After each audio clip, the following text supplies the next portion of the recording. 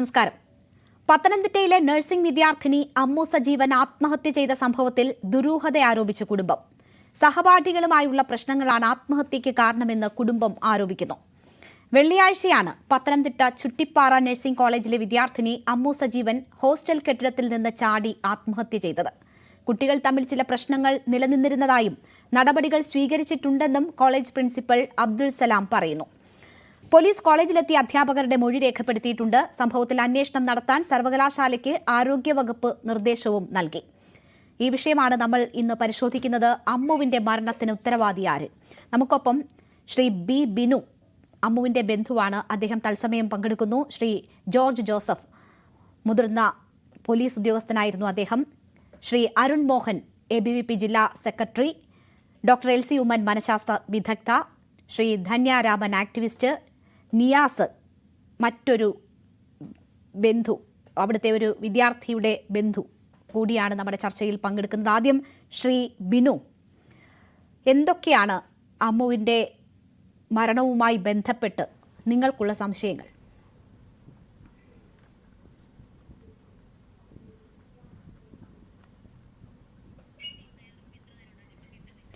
ബിനു, കേൾക്കാമോ?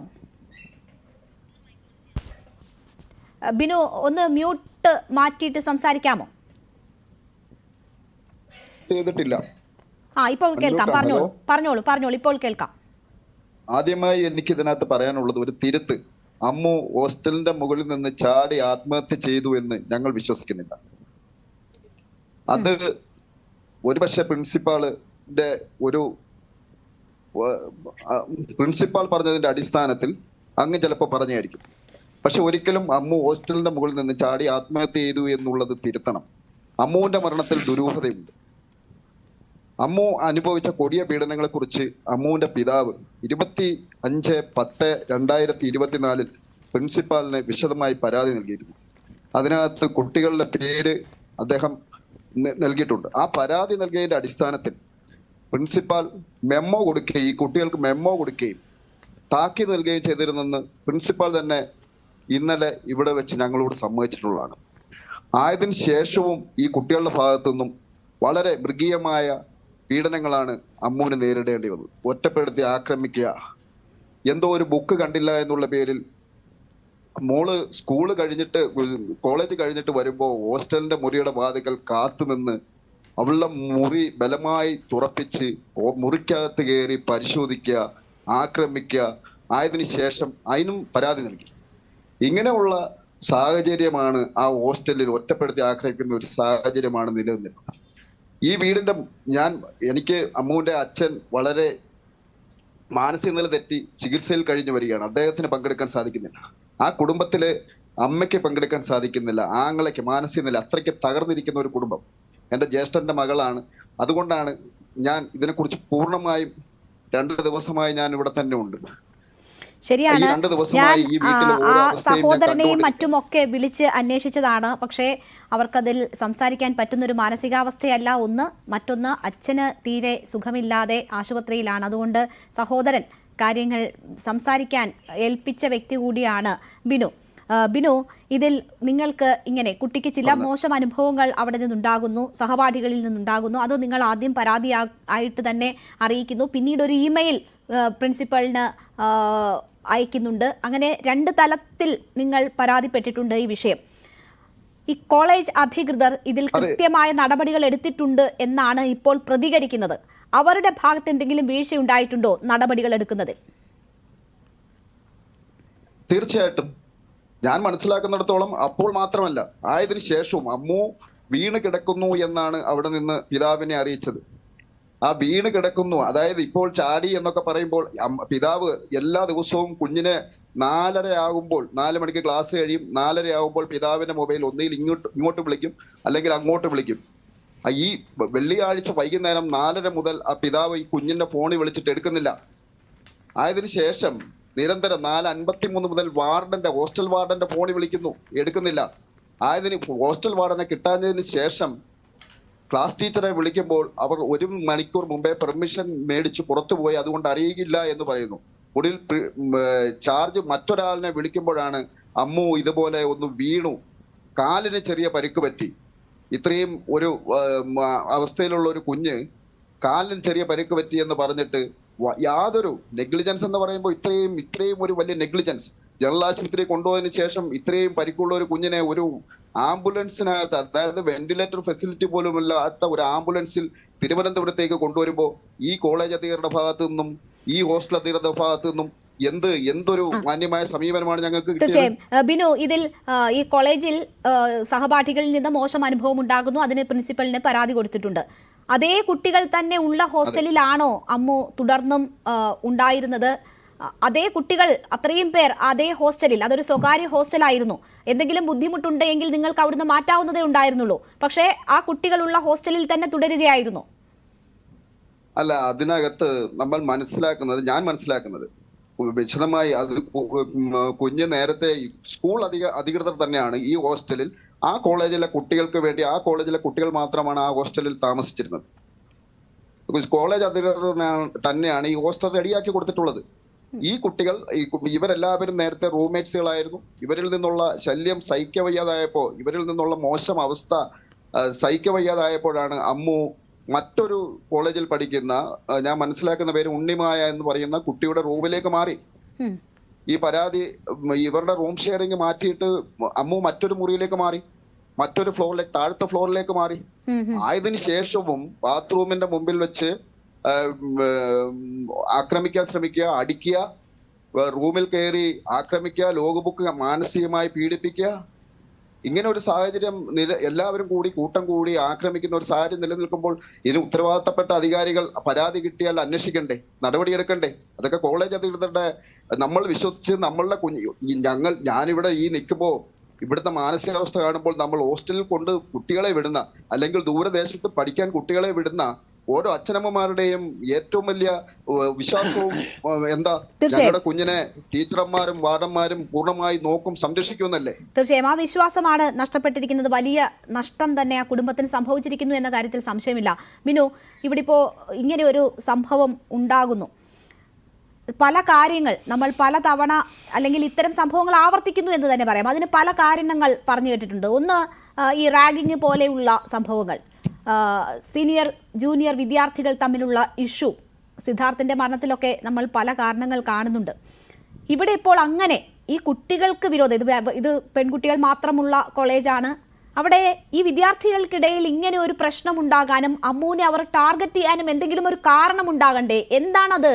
എന്തുകൊണ്ടാണ് ഇപ്പോൾ ഈ കോഴ്സ് തീരാൻ ഇനി ഏതാണ്ട് 1-2 മാസം മാത്രം അവശേഷിക്കുന്നുള്ളൂ? അപ്പോൾ അവിടുത്തെ ഏറ്റവും സീനിയർ ആയിട്ടുള്ള ഒരു വിദ്യാർത്ഥിനിയാണ് അമ്മു. ആ കുട്ടിക്ക് സഹപാഠികളിൽ നിന്ന് ഇങ്ങനെ ഒരു അനുഭവം നേടുന്നതിന് എന്താണ് കാരണം?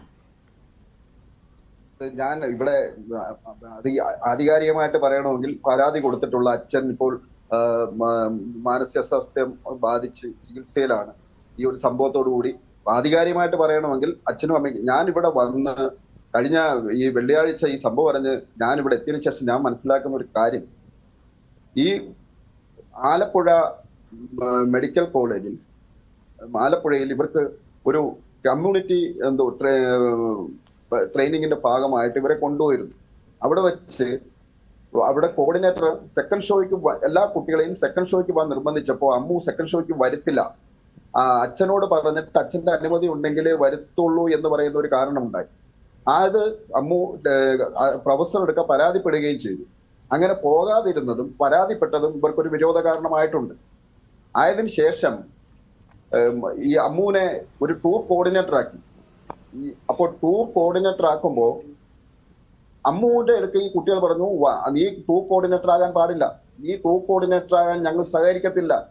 ആ ടൂർ കോർഡിനേറ്റർ ആയതിന്റെ സംഭവത്തിലാണ് അമ്മുവിനെ ആദ്യമായി ആക്രമിക്കാൻ ഇവർ ശ്രമിക്കുന്നത്. ആയതിനു ശേഷം അമ്മു ആ ടൂറിന് വരുന്നില്ല എന്ന് പറഞ്ഞു. ടീച്ചറൊക്കെ പറഞ്ഞു ഞാൻ ടൂറിന് വരുന്നില്ല. ഈ നവംബർ 24-ാം തീയതി ആയിരുന്നു ആ ടൂർ പോകാൻ തീരുമാനിച്ചത്. ആ നവംബർ 26-ാം തീയതി ചെന്നൈയിലുള്ള ആങ്ങളയുടെ അവന്റെ അടുക്കലേക്ക് പോകാൻ വേണ്ടി അവൻ ടിക്കറ്റ് എടുത്തു കൊടുത്തു അമ്മുവിന്, തിരിച്ചങ്ങോട്ടും ഇങ്ങോട്ടും. അങ്ങനെ ടൂറിന് പോകാൻ പോലും അമ്മു ഒഴിവായത് ഇവരുടെ പീഡനം മൂലം. അത് ആ പരാതിയിൽ തന്നെ പറയുന്നുണ്ടായിരുന്നു. അപ്പോഴും ഒരു ടൂറ് പോകാൻ, അല്ലെങ്കിൽ അങ്ങനെ ഒരു കോർഡിനേറ്റർ സ്ഥാനത്തേക്ക് അമ്മു വരണ്ട എന്ന് സഹപാഠികൾ വാശി പിടിക്കുന്നതിനുള്ള കാരണം എന്ത്? അമ്മുവിനോടുള്ള വിരോധത്തിന്റെ കാരണം എന്ത് എന്നത് മനസ്സിലാകുന്നില്ലല്ലോ. ഈ കുട്ടികൾ ഇങ്ങനെ പ്രശ്നം ഉണ്ടാക്കുന്നു എന്നത് മനസ്സിലാക്കിയതിന് ശേഷം വീട്ടിൽ നിന്ന് ആരെങ്കിലും ഈ കുട്ടികളെ കാണുകയോ സംസാരിക്കുകയോ ഒക്കെ ചെയ്തിരുന്നു? അതോ ഈ പ്രിൻസിപ്പലിന് പരാതി നൽകുക മാത്രമാണോ ചെയ്തിട്ടുള്ളത്? പ്രിൻസിപ്പാളിന് പരാതി നൽകി, പ്രിൻസിപ്പാളുമായിട്ട് ഫോണിൽ മോടെ അച്ഛനും അമ്മയും സംസാരിച്ചു, കുട്ടികളെ വേണ്ട രീതിയിൽ താക്കീത് ചെയ്യാമെന്ന് പറഞ്ഞു, അതിന് മെമ്മോ കൊടുത്തു എന്ന് പറഞ്ഞു. അതിന് ശേഷവും അതിന്റെ വിരോധമുണ്ട്. അതിന് ശേഷം രണ്ടാമത് പരാതി ഉണ്ടായപ്പോൾ ഇനി പോലീസിൽ പരാതി നൽകുമെന്ന് പറഞ്ഞപ്പോൾ ആ പോലീസിൽ പരാതി നൽകും തിങ്കളാഴ്ച ഇന്ന് ഇവരുടെ രക്ഷകർത്താക്കളെ വിളിപ്പിച്ചിരുന്നതാണെന്നാണ് പ്രിൻസിപ്പാൾ പറഞ്ഞത്. പക്ഷെ ഇങ്ങനെ ഒരു സംഭവം തുടർന്നാൽ മോളുടെ ജീവന് ഭീഷണി ഉണ്ടെന്ന് വരെ പറഞ്ഞാണ് ആ പരാതി നൽകിയിരിക്കുന്നത്. കാരണങ്ങൾ ഡീറ്റെയിൽ ആയിട്ടുള്ള കൂടുതൽ കാരണങ്ങൾ അറിയണമെന്നുണ്ടെങ്കിൽ അവളോടൊപ്പം അവൾ എല്ലാ ദിവസവും അവിടെ അച്ഛനും അമ്മയുമായി സംസാരിക്കുമായിരുന്നു. ഇതിനെ സംബന്ധിച്ച് വിശദമായ കാര്യങ്ങൾ അവർക്കേ അറിയത്തുള്ളൂ. ഈ വിഷയത്തിൽ ഈ വിദ്യാർത്ഥി രാഷ്ട്രീയ സംഘടനകളുടെ എന്തെങ്കിലും ഇടപെടലുകൾ ഉണ്ടോ? ഈ സംഭവത്തിന് പിന്നിൽ ഈ അധ്യാപകരുടെ ആരുടെയെങ്കിലും പങ്ക് അങ്ങനെ നിങ്ങൾ സംശയിക്കുന്നു? അങ്ങനെ ഏതെങ്കിലും തരത്തിലുള്ള സംശയങ്ങൾ നിങ്ങൾക്കുണ്ടോ? ഇതിനെ കുറിച്ചൊക്കെ പറയണമെന്നുണ്ടെങ്കിൽ എനിക്ക് ആധികാരികമായി പറയാൻ കഴിയും. ഞാൻ ഇവിടെ വന്നതിന് ശേഷം ഇവർ അതും ഇവരുടെ ഒരു മാനസികാവസ്ഥയിൽ ഇവർ പറഞ്ഞിട്ടുള്ള ഈ പരാതിയും കാര്യങ്ങളും ഒക്കെ പറഞ്ഞിട്ടാണ് ഞാൻ അറിയുന്നത്. ഇവർ അല്ലാതെ ശരി മനസ്സിലായി. ഈ വിഷയത്തിൽ അച്ഛന് ഈ മകളും അച്ഛനും തമ്മിൽ എത്രമാത്രം അറ്റാച്ച്ഡ് ആയിരുന്നു എന്നുവെച്ചാൽ ഒരു സെക്കൻഡ് ഷോയ്ക്ക് പോകണമെങ്കിൽ പോലും അച്ഛനെ വിളിച്ച് ചോദിച്ച് അങ്ങനെ കമ്മ്യൂണിക്കേറ്റ് ചെയ്ത് അനുവാദം വാങ്ങിയൊക്കെ പോകുന്ന കുട്ടിയാണ്. എല്ലാത്തിനും അച്ഛനായിരുന്നു ഒപ്പം. ആ അച്ഛന് മാനസികമായി തന്നെ വലിയ പ്രശ്നം നേരിട്ട് ആശുപത്രിയിലാണ്. അതുകൊണ്ട് അച്ഛനൊപ്പം ആയതിനാൽ സഹോദരനും ഈ ചർച്ചയിൽ പങ്കെടുക്കാൻ പറ്റുന്നില്ല. പക്ഷേ അവർക്ക് പറയാനുള്ളതാണ് ബിനു പറയുന്നത്. പക്ഷേ അവിടെ എന്തൊക്കെ നടന്നു എന്നതിനെക്കുറിച്ചുള്ള വിശദാംശങ്ങളിലേക്ക് അദ്ദേഹത്തിന് എത്താൻ കഴിയുന്നില്ല എന്നതാണ്. ഇപ്പോൾ നമുക്കൊപ്പം അരുൺ കൂടി ചേരുകയാണ്. അരുൺ മോഹൻ ABVP ജില്ലാ സെക്രട്ടറിയാണ്. ശ്രീ അരുൺ മോഹൻ, ഈ സംഭവവുമായി ബന്ധപ്പെട്ട് ഇന്ന് ABVP അവിടെ പ്രതിഷേധിച്ചിരുന്നു. നിങ്ങൾ ഈ വിഷയവുമായി ബന്ധപ്പെട്ട് മനസ്സിലാക്കിയിട്ടുള്ളത് എന്താണ്? ഞാൻ ആ കോളേജിൽ പഠിക്കുന്ന അമ്മുവിന്റെ സഹപാഠികളായിരുന്ന നിരവധി വിദ്യാർത്ഥികളെ ബന്ധപ്പെടാൻ ശ്രമിച്ചു. അവർക്കൊക്കെ ഓരോന്ന് പറയാനുണ്ട്, പല കാര്യങ്ങളും പറയാനൊക്കെയുണ്ട്. പക്ഷേ ഇങ്ങനെ വന്ന് ഒരു പൊതു പ്ലാറ്റ്ഫോമിൽ സംസാരിക്കാനുള്ള ധൈര്യം ആ കുട്ടികൾക്കില്ല. അവർക്ക് അവിടുന്ന് തുടർന്ന് പഠിക്കേണ്ടവരാണ് ഞങ്ങൾ, അതിനുള്ള ധൈര്യമില്ല, കോളേജിൽ നിന്ന് വലിയ നിയന്ത്രണമുണ്ട് എന്ന കാര്യങ്ങളൊക്കെയാണ് പറയുന്നത്. അരുൺ മോഹൻ എന്താണ് മനസ്സിലാക്കിയത്? ABVP എന്തുകൊണ്ടാണ് ഈ വിഷയം ഏറ്റെടുത്തത്? ഒന്നാമതായി കേൾക്കാൻ പറ്റുന്നുണ്ടോ? കേൾക്കാം. ഈ വിഷയം ചർച്ചയ്ക്കെടുത്ത ന്യൂസ് 18നോട് പ്രത്യേകം നന്ദി തന്നെ അറിയിക്കുകയാണ്. കാര്യം നമ്മുടെ കേരളത്തിൽ കഴിഞ്ഞ ഒരു 3-4 ദിവസമായി ഈ പലതരത്തിലുള്ള വിഷയങ്ങൾ, ഉപതെരഞ്ഞെടുപ്പ്, കാലുവാരൽ രാഷ്ട്രീയം, ഇതെല്ലാം സമഗ്രമായി ചർച്ച ചെയ്തുകൊണ്ടിരിക്കുന്ന സമയത്ത് ഇത്രയേറെ ഗൗരവമുള്ള ഒരു വിഷയത്തെ ഒരു നീണ്ട ചർച്ചയിലേക്ക് തന്നെ കൊണ്ടുപോയതിനുള്ള നന്ദി ഇവിടെ അറിയിക്കും. എനിക്ക് ഇപ്പം ഞാൻ ആ കുട്ടിയുടെ അമ്മുവിൻ്റെ ബന്ധുക്കളോട് അവരുടെ ഈ ഇങ്ങനെ ദാരുണമായൊരു സംഭവം ഉണ്ടായതിൽ വ്യക്തിപരമായും സംഘടനയുടെ പേരിലുമുള്ള അനുശോചനം കൂടി അറിയിച്ചുകൊണ്ട് പറയാം. അതായത് ഈ വിഷയത്തില് ബന്ധുക്കളും ശ്രദ്ധിക്കപ്പെടാതെ പോയതാണോ ഒരുപക്ഷെ ഇപ്പം ഈ ചർച്ചയിൽ പങ്കെടുക്കുന്ന അമ്മുവിന്റെ ബന്ധു അറിയാഞ്ഞതായ ഒരു കാര്യം കൂടി എനിക്ക് സൂചിപ്പിക്കാനുള്ളത്. പറഞ്ഞത് വളരെ വ്യക്തമാണ്. കമ്മ്യൂണിറ്റി ട്രെയിനിങ്ങുമായിട്ട് ബന്ധപ്പെട്ട് ആലപ്പുഴയിലായിരുന്നു ഈ കുട്ടികളുടെ, അതായത് ഓരോ ഡിപ്പാർട്ട്മെന്റ് വൈസ് ഓരോരോ ഹോസ്പിറ്റലിലായിരുന്നു ഇവർക്ക് ട്രെയിനിങ് ഉണ്ടായിരുന്നു. അതിലെ മെന്റൽ ഹെൽത്തുമായിട്ട് ബന്ധപ്പെട്ടുള്ള കുട്ടികൾക്ക് തിരുവനന്തപുരത്തായിരുന്നു. അതേപോലെ തന്നെ പലരും പല സ്ഥലങ്ങളിലായിരുന്നു. അപ്പോൾ സഹപാഠികൾ എന്നുള്ള രീതിയിൽ ഇവർ ഒരുമിച്ചായിരുന്നു. അപ്പം ഇവർ ഒരുമിച്ച് പ്രിൻസിപ്പൽ ആവർത്തിച്ച് പറയുന്നത് ഇന്റിമേറ്റ് ഫ്രണ്ട്സ് ആയിരുന്നു അവരുടെ ഇടയിൽ ചെറിയൊരു ഇഷ്യൂ മാത്രമാണ് ഉണ്ടായത്. അത് അവരെ സൂചിപ്പിച്ച സമയത്ത് തന്നെ ഞാൻ ആക്ഷൻ എടുത്തു എന്നൊക്കെയാണ് ഇന്ന് ഞാൻ നേരിട്ട് സംസാരിച്ച സമയത്ത് പ്രിൻസിപ്പൽ പറഞ്ഞത്. പക്ഷേ പ്രിൻസിപ്പലിന്റെ ഈ സംസാരത്തിൽ വളരെ കോൺട്രഡിക്ടറി ആയിട്ടുള്ള കാര്യങ്ങളാണ് നമുക്ക് മനസ്സിലാക്കാൻ സാധിക്കുന്നത്. അത് അദ്ദേഹം മാധ്യമങ്ങളോട് ബ്രീഫ് ചെയ്തത് കേട്ടതിന് ശേഷമാണ് ഞാൻ അദ്ദേഹത്തെ കാണുന്നത്. ആ മാധ്യമങ്ങളോട് പറഞ്ഞ സമയത്ത് ഒരിടത്തും അദ്ദേഹം അവിടെ ഒരു മെഡിക്കൽ ക്യാമ്പ് നടന്നതിനെ കുറിച്ചോ അതിനുണ്ടായിരുന്ന സാമ്പത്തിക അലിഗേഷനെ കുറിച്ചോ അദ്ദേഹം പറയുന്നില്ല. നമ്മൾ മനസ്സിലാക്കേണ്ടത് ഒരു ലോഗ് ബുക്ക്, ഒരു സഹപാഠിയുടെ ഈ പറഞ്ഞ കുറ്റാരോപിതയായ പെൺകുട്ടികളിൽ ഒരാളുടെ ലോഗ് ബുക്ക് 3 പെൺകുട്ടികളുടെ പേരില് രേഖാമൂലം അമ്മു പരാതി എഴുതി കൊടുത്തു. നമ്മൾ മനസ്സിലാക്കിയെടുത്തോളം ഇപ്പൊ പല കോളേജുകളിലും റാഗിങ്ങുമായിട്ടുള്ള ബന്ധപ്പെട്ട വിഷയങ്ങളിലൊക്കെ വളരെ സജീവമായി വിദ്യാർത്ഥി സംഘടനകളൊക്കെ ഇടപെടാറുണ്ട്. ഇപ്പൊ എന്റെ വിദ്യാർത്ഥി സംഘടനാ പ്രവർത്തനത്തിൽ എത്തിയതിനു ശേഷം ഞാൻ ബന്ധപ്പെട്ടിട്ടുള്ള 2 or 3 റാഗിംഗ് കേസിലെ നിയമപരമായ വസ്തുതകൾ എന്ന് പറഞ്ഞാൽ ആന്റി റാഗിംഗ് സെല്ലിനെ ഇവർ ഇത് അറിയിക്കുക എന്നുള്ളതാണ് ഇവർ ആദ്യം ചെയ്യേണ്ടത്. മാനസികമായി റാഗിംഗ് എന്ന് പറഞ്ഞാൽ സീനിയർ വിദ്യാർത്ഥി ജൂനിയർ വിദ്യാർത്ഥി ചെയ്യുന്നത് മാത്രമല്ല, നമ്മൾ മനസ്സിലാക്കണം. റാഗിങ്ങിന്റെ പരിധിയിൽ വരുന്നത് മാനസികപരമായിട്ടുള്ള പീഡനങ്ങൾ റാഗിങ്ങിന്റെ പരിധിയിൽ വരുന്നതാണ്. നിരന്തരമായി കുട്ടിയെ മാനസികമായിട്ട് പീഡിപ്പിക്കുമ്പോൾ ഈ കുട്ടി 22 വയസ്സുള്ള പെൺകുട്ടിയാണ് നമ്മൾ മനസ്സിലാക്കണം. മാത്രമല്ല നേഴ്സിംഗ് വിദ്യാർത്ഥിനിയാണ്. നേഴ്സിംഗ് വിദ്യാർത്ഥി നമുക്കറിയാമല്ലോ, നേഴ്സിംഗ് വിദ്യാർത്ഥിനികൾക്ക് പൊതുവെ എന്ത് വിഷയങ്ങളോടും തുടക്കത്തിലൊക്കെ ഒരു താല്പര്യത്തോടു കൂടിയാണല്ലോ അവർ ഈ വിഷയം എടുക്കുന്നത്. എന്ത് വിഷയങ്ങളോടും പക്വതയാർന്ന ഒരു സമീപനം ഉള്ള വിദ്യാർത്ഥികളാണ്. 3 മാസം കൂടി കഴിഞ്ഞാൽ അമ്മുവിന്റെ ക്ലാസ് അവസാനിക്കുകയാണ്. അവസാന വർഷം നേഴ്സിംഗ് വിദ്യാർത്ഥിനിയാണ്. അപ്പോ ഒരു കുഞ്ഞു കാര്യത്തിന് അമ്മു ആത്മഹത്യ ചെയ്യും എന്നൊക്കെ വെറുതെ പറഞ്ഞു കഴിഞ്ഞാൽ അത് മനസ്സിലാക്കി പെട്ടെന്ന് തൊണ്ട തൊടാതെ വിഴുങ്ങാൻ നമുക്ക് അല്പം ബുദ്ധിമുട്ടുണ്ട്, ഒരു സാമാന്യ ബുദ്ധിയുള്ള മനുഷ്യനെ സംബന്ധിച്ചിടത്തോളം. അതിലെ പ്രഥമമായ കാര്യം, രേഖാമൂലം ഈ 3 കുട്ടികളുടെ പേരിൽ അമ്മു പരാതി കൊടുത്തപ്പോൾ നിയമവിദഗ്ധർ ഈ ചർച്ചയിൽ തന്നെ പങ്കെടുക്കുന്നുണ്ട്. ഒരുപക്ഷെ അവർക്ക് കൂടുതൽ അറിയാൻ സാധിക്കുമായിരിക്കാം. ആന്റി റാഗിംഗ് സെല്ലിനെ ഈ വിഷയം ധരിപ്പിച്ചിട്ട് പോലുമില്ല. ഈ പരാതി കയ്യിൽ കിട്ടിയാൽ വിതിൻ 24 hours ഇമ്മീഡിയറ്റ് ആക്ഷൻ എടുക്കേണ്ട പ്രിൻസിപ്പല് ഒരു കാര്യവും ചെയ്തിട്ടില്ലെന്നുള്ളതാണ്. അദ്ദേഹം പറയുന്നത് ആന്റി റാഗിംഗ് കമ്മീഷൻ മാത്രമല്ല, ഞങ്ങൾക്ക് ഇവിടെ ഇതുമായിട്ട് ബന്ധപ്പെട്ട് 3 or 4 കമ്മിറ്റികളുണ്ട്. ഇത്തരത്തിൽ കുട്ടികൾ മാനസിക പീഡനം അനുഭവിക്കുന്നെങ്കിൽ അവർക്ക് വന്ന് തുറന്ന് സംസാരിക്കുന്നതിനും ഞങ്ങൾക്ക് ഇടപെടുന്നതിനും 3 or 4 കമ്മിറ്റികളുണ്ട്. ഈ കമ്മിറ്റികളിലെ അധ്യാപകരെ അറിയിച്ചു എന്ന് വാക്കാൽ പറയുന്ന അദ്ദേഹം അതിന്റെ ഒരു രേഖകൾ ഹാജരാക്കാൻ തയ്യാറായിട്ടില്ലെന്നുള്ളതാണ്. ഞാൻ മനസ്സിലാക്കിയിടത്തോളം പോലീസിന് അദ്ദേഹം ഇതുവരെ അങ്ങനത്തെ രേഖകളൊന്നും അദ്ദേഹം ഹാജരാക്കിയിട്ടില്ല. അതായത് ഒരു എൻക്വയറി അവിടെ നടന്നിട്ടില്ല. ഒരു എൻക്വയറി നടന്നാൽ ഇപ്പൊ ഇദ്ദേഹം മറ്റൊരു കാര്യം പറയുന്നത് ബന്ധുവിന് മാത്രമേ സ്ഥിരീകരിക്കാൻ സാധിക്കത്തുള്ളൂ. എനിക്ക് അതിനെക്കുറിച്ച് കൂടുതൽ പറയാൻ കഴിയില്ല. അച്ഛൻ ഇവിടെ എത്തിയെന്നും പരാതിയിൽ കഴമ്പില്ലായിരുന്നെന്നും മനസ്സിലാക്കി അദ്ദേഹം ഇവിടെ നിന്ന് പ്രശ്നമൊന്നുമില്ല എന്ന് പറഞ്ഞ് മടങ്ങിപ്പോവുകയായിരുന്നു എന്ന് പറയും. ഞാൻ അതാണ് പറഞ്ഞത്, പറയുന്ന കാര്യങ്ങളിൽ വൈരുദ്ധ്യം എവിടെയാണ്. ഒരു കുട്ടി മാനസിക പീഡനം ഏറ്റു എന്ന് പറയുന്ന സമയത്ത് UGCക്ക് ആന്റി റാഗിംഗ് സെൽ ഉള്ളപ്പോൾ, യൂണിവേഴ്സിറ്റിക്ക് ആന്റി റാഗിംഗ് സെൽ ഉള്ളപ്പോൾ അവരെയൊന്നും അറിയിക്കാതെ കോളേജിൽ മാത്രമായിട്ടുള്ള ഒരു കമ്മിറ്റി തല്ലിക്കൂട്ടി ആ കമ്മിറ്റി വിഷയം കൈകാര്യം ചെയ്തെന്നും ഈ കുട്ടികളുടെ മുഴുവൻ മാതാപിതാക്കളെ വിളിച്ചു വരുത്തി അവർ കൺവിൻസ്ഡ് ആണ്, അവർക്കൊരു പ്രശ്നവും ഇല്ലായിരുന്നു എന്നും അവർ രേഖാമൂലം എഴുതി തന്നു എന്നും ഇദ്ദേഹം അവകാശപ്പെടുന്നുണ്ട്. അത് വിശ്വസനീയമായ ഒരു കാര്യമാണെന്ന് എനിക്ക് തോന്നുന്നില്ല. 1. 2, ഇതുമായി ബന്ധപ്പെട്ടിട്ടുള്ള ഏറ്റവും പ്രധാനപ്പെട്ട കാര്യം, മുമ്പ് ഞാൻ പറഞ്ഞതുപോലെ ലോഗ് ബുക്ക് പോയി കംപ്ലൈന്റ് കിട്ടിയിട്ടില്ല കോളേജില്. ഈ പരാതിയിൽ പരാമർശിക്കപ്പെടുന്ന ഒരു പെൺകുട്ടിയുടെ ലോഗ് ബുക്ക് നഷ്ടപ്പെട്ടു പോയെന്നും ആ കുട്ടിയുടെ പണം അതിന്റെ കയ്യിൽ നിന്ന് ഹോസ്റ്റലിൽ വെച്ച് നഷ്ടപ്പെട്ടെന്നും അത് അമ്മുവാണ് എടുത്തത് എന്നും വാക്കാൽ പറഞ്ഞു നടക്കുന്നല്ലാതെ ഒരു പരാതി അങ്ങനെ കിട്ടിയിട്ടില്ല. അപ്പൊ ഇത് സിദ്ധാർത്ഥിന്റെ കൊലപാതകത്തിന് മുമ്പ് നിങ്ങൾ സൂചിപ്പിച്ചതുപോലെ ഒരു മരണത്തിന് ശേഷം സിദ്ധാർത്ഥിനെ കുറ്റക്കാരനാക്കി എന്തോ എഴുതി തയ്യാറാക്കിയ പരാതി ഏതോ കേന്ദ്രങ്ങളിൽ നിന്നുണ്ടായി എന്ന് പറയുന്നതിന് ശ്രമമായി അമ്മു തെറ്റുകാരി ആയിരുന്നു എന്ന് ആർക്കോ പറയേണ്ടി വരും. അത് ഒരുപക്ഷെ അധ്യാപകർക്കായിരിക്കാം, പ്രിൻസിപ്പലിനായിരിക്കാം, സഹപാഠികൾക്കായിരിക്കാം. കാര്യം ഞാൻ ഒരു കാര്യവുമില്ലാതെ ABVP ഒരു അധ്യാപക വിദ്യാർത്ഥി സംഘടന, ഞാൻ അധ്യാപകനാണ്, ABVP ജില്ലാ അധ്യക്ഷൻ അധ്യാപകനായിരിക്കും, വിദ്യാർത്ഥികൾ പ്രതിനിധികളിൽ നിന്നായിരിക്കും സെക്രട്ടറിമാർ പൊതുവെ വരാറുള്ളത്. ഞാൻ പറഞ്ഞത് നമ്മുടെ മുന്നിൽ അങ്ങനെ ഒരു പരാതി വന്നാൽ ആദ്യം നമ്മൾ ചെയ്യുന്ന കാര്യം എന്താ?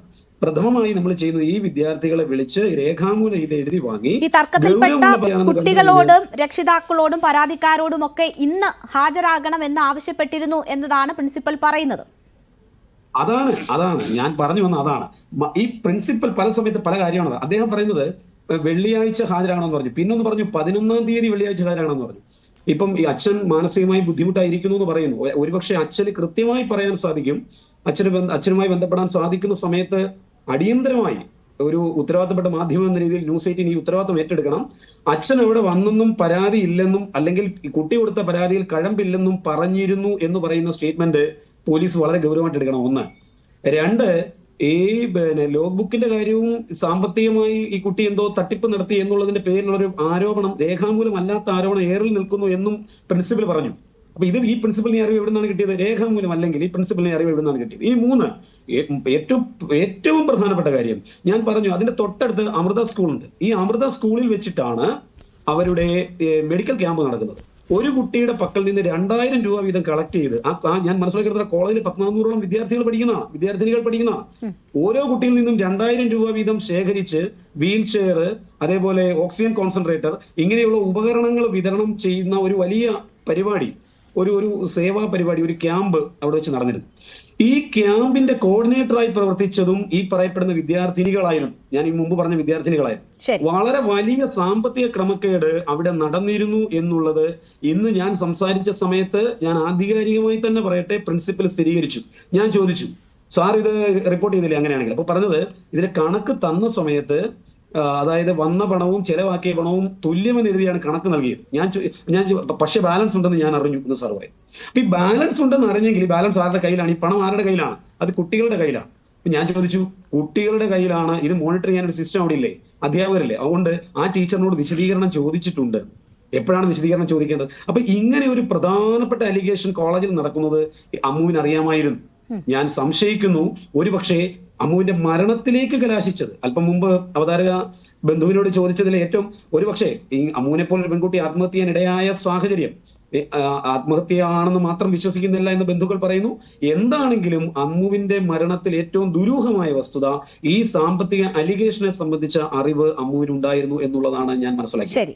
അങ്ങനെയാണെങ്കിൽ ഹോസ്റ്റലിൽ നിന്ന് ഈ മനപ്രയാസം കൊണ്ട് ആ കുട്ടി, ഹോസ്റ്റലിലും ഇതേ കുട്ടികളുണ്ടെന്ന് പറയുന്നു, റൂം മാറി എന്ന് പറയുന്നത് വളരെ ശരിയാണ്. ഈ ആരോപണം വന്നതിന് ശേഷം ഭയമാണ് ഈ കുട്ടിക്ക്, അതുകൊണ്ട് അവൾ റൂം മാറി, റൂം വെക്കേറ്റ് ചെയ്ത് മറ്റൊരു റൂമിലേക്ക് വന്നു. ഇനി ഒരു കാര്യം കൂടി ഒരു സെക്കൻഡ് കൂടി. ഈ കുട്ടി 3ാമത്തെ നിലയിൽ നിന്ന് ചാടി ആത്മഹത്യ ചെയ്ത സമയം എപ്പോഴാണെന്ന് അറിയാമോ നമുക്ക്? 4:50 ഈ കുട്ടി ചാടിയത്. പോലീസ് പറഞ്ഞതാ 4:50. അമ്മുവിന്റെ മരണം രേഖപ്പെടുത്തുന്ന സമയം നിങ്ങൾക്ക് അറിയാമോ? 9:30-ക്കും 10 മണിക്കും ഇടയ്ക്കാണ്. വളരെ ഗൗരവമായ വിഷയമല്ലേ? 103 കിലോമീറ്റർ ആണ്. അല്ല, അതിനുശേഷം ആശുപത്രിയിൽ കൊണ്ടുപോകുന്ന വഴിയാണ് മരണം സംഭവിക്കുന്നത്. അതെ, അല്ല, ആദ്യം ജനറൽ ആശുപത്രി കൊണ്ടുപോയി. ഞാൻ പറഞ്ഞത് ആദ്യം പത്തനംതിട്ട ജനറൽ ആശുപത്രിയിൽ കൊണ്ടുപോയി. ബഹുമാനപ്പെട്ട ആരോഗ്യവകുപ്പ് മന്ത്രി ഇന്ന് അന്വേഷണ ഉത്തരവിട്ടെന്ന് പറയുന്നു. ആരോഗ്യവകുപ്പ് മന്ത്രിയുടെ വീടിന്റെ നോക്കത്താ ദൂരത്തുള്ള ഈ ആശുപത്രിയിൽ ഈ കുട്ടിയെ എത്തിച്ചിട്ട്, നിങ്ങൾ മുമ്പും ഈ ജനറൽ ആശുപത്രിയെ കുറിച്ച് റിപ്പോർട്ട് ചെയ്തിട്ടുള്ളതാണ്. രോഗിയെ ലിഫ്റ്റ് ഇല്ലാതെ എടുത്തുകൊണ്ട് പോകുന്ന സാഹചര്യം ഉണ്ടായെന്ന് പറയപ്പെടുന്ന ജനറൽ ആശുപത്രിയിൽ കുട്ടിയെ കൊണ്ടുവന്ന സമയം NSSന്റെ വനിതാ ഹോസ്റ്റലിന്റെ ദൂരം ജനറൽ ആശുപത്രിയുമായി കേവലം 2 കിലോമീറ്റർ, 1.5 കിലോമീറ്റർ മാത്രമാണ്. ഞാൻ പത്തനംതിട്ടക്കാരനാണ്. 1.5 കിലോമീറ്റർ മാത്രമാണ്. 1.5 കിലോമീറ്റർ കൊണ്ട് ഈ ആശുപത്രിയിൽ എത്തിച്ച കുട്ടിയുടെ തുടയെല്ല് പൊട്ടി പുറത്തു വന്നിരിക്കുകയാണ്. അതുവഴി ബ്ലീഡിംഗ് ഉണ്ടെന്ന് മനസ്സിലാക്കി ആ കുട്ടിയെ എക്സ്റേ എടുക്കാനായിട്ടാണ് ഹോസ്പിറ്റലിൽ ആദ്യം അയച്ചത്. നിങ്ങൾ അന്വേഷിക്കണം, എക്സ്റേ എടുക്കാനാണ് അയച്ചത്. അതിനുശേഷമാണ് ഒരു സൗകര്യമില്ലാത്തൊരു ആംബുലൻസിൽ കടത്തി. എപ്പോഴാണ്? ഏതാണ്ട് 1.5 മണിക്കൂറിന് ശേഷം. എപ്പോഴാണ് അവിടുന്ന് ലീവ് ചെയ്തെന്ന് നോക്കുക. ഈ ആംബുലൻസ് എപ്പോഴാണ് അവിടെ നിന്ന് എടുത്തെന്ന് നോക്കുക. 1.5 മണിക്കൂറിന് ശേഷം ഈ കുട്ടിയുടെ ജീവൻ രക്ഷിക്കാൻ സാധിക്കുമായിരുന്നു.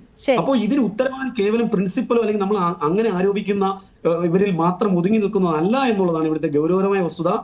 ഈ നമ്പർ 1 ആരോഗ്യ കേരളത്തിലെ ഈ ഒരു കാര്യം കൂടി വളരെ ഗൗരവമായി നമ്മൾ പരിഗണിക്കേണ്ടതായിട്ടുണ്ട്. ശരി, ഓക്കെ, ഞാൻ താങ്കളിലേക്ക് തിരിച്ചു വരാം. ശ്രീ ധന്യാം രാമൻ, ഈ വിഷയത്തിൽ ശ്രദ്ധിക്കപ്പെട്ട ഒരു ഫേസ്ബുക്ക് പോസ്റ്റ് താങ്കളുടേതാണ്.